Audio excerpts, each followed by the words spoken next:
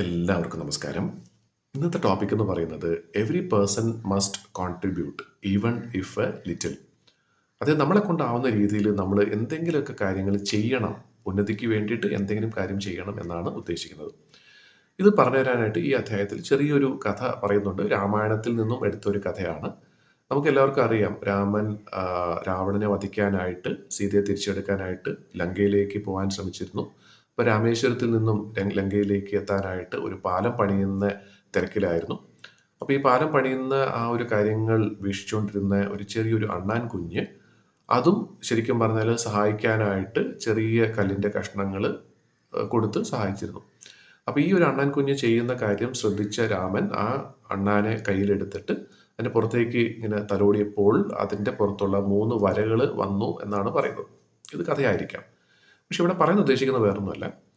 നമ്മുടെ രാജ്യം അല്ലെങ്കിൽ നമ്മുടെ ഈ ലോകം നല്ല രീതിയിൽ മുന്നോട്ട് പോകണം എന്നുണ്ടെങ്കിൽ അതിൽ ജീവിക്കുന്ന ഓരോ വ്യക്തിക്കും അതിൻ്റെതായിട്ടുള്ള പങ്കുണ്ട് എന്നാണ് പറയുന്നത്.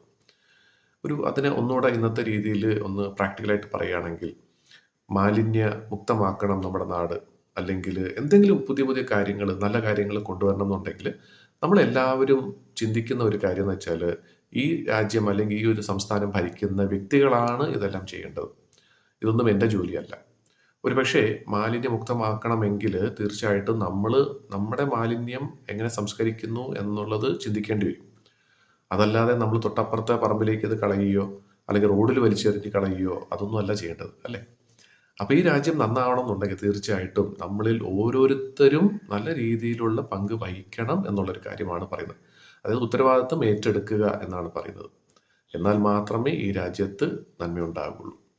അപ്പം അത് ഏത് കാര്യത്തിലാണെങ്കിലും നമുക്കും ഒരു പങ്ക് വഹിക്കാനുണ്ട് എന്നുള്ള വിശ്വാസം വെച്ച് നമ്മൾ തുടങ്ങുകയാണെന്നുണ്ടെങ്കിൽ ഒരുപാട് കാര്യങ്ങൾ നേടിയെടുക്കാൻ സാധിക്കും. അത് മാത്രമല്ല, എന്നെക്കൊണ്ട് ഒന്നിനും കൊള്ളില്ല, എനിക്ക് പ്രത്യേകിച്ച് ഒന്നും ചെയ്യാനില്ല എന്ന ആ ഒരു അപകർഷത ബോധവും നമുക്ക് തീർച്ചയായിട്ടും മാറ്റിയെടുക്കാൻ സാധിക്കും.